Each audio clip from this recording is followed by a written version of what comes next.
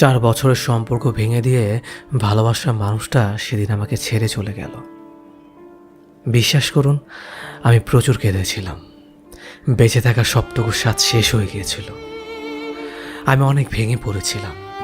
অনেকবার আত্মহত্যাকে মুক্তির পথ ভেবে সেই পথ অনেকবার পা বাড়িয়েছিলাম।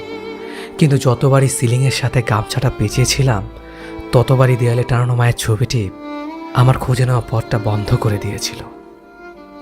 আমার সেদিন মনে হয়েছিল 4 বছরের সম্পর্ক, 4 বছর ধরে বিন্দু বিন্দু করে গড়ে তোলা স্বপ্নের পাহাড় এক নিমিষেই ভেঙে দিয়ে যে মানুষটাকে এত বেশি ভালোবাসতাম, সেই মানুষটাকে কি করে ভুলে থাকবো ভবিষ্যতের দিনগুলোতে। খুব খুব কেঁদেছিলাম।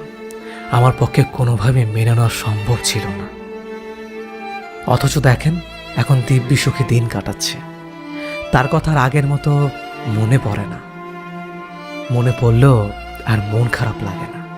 সে আনন্দময় মুহূর্তগুলো বর্তমানকে আর কোনোভাবে প্রবাহিত করে না। মানুষের জীবনটা আসলে স্রোতে ভেসে যাওয়া শ্যাওলার মতো। সময়ের স্রোতে ভাসতে ভাসতে কোথায় গিয়ে কিছুদিনের জন্য বস্তি করে মায়ায় মমতার বন্ধনে আবদ্ধ হয়ে যায়। কিন্তু একটা সময়ের পর ঠিকই স্রোতে ঘা ভাসিয়ে চলে যেতে হয়। পৃথিবীতে মানুষ যতদিন বেঁচে থাকবে, ততদিনই নতুন নতুন মানুষের সাথে পরিচয় হবে। জীবনে নতুন নতুন মানুষ আসবে, আবার চলেও যাবে। তাই একটা মানুষ চলে যাওয়ার কারণে বাকি জীবনটা নষ্ট করার কোনো মানেই হয় না।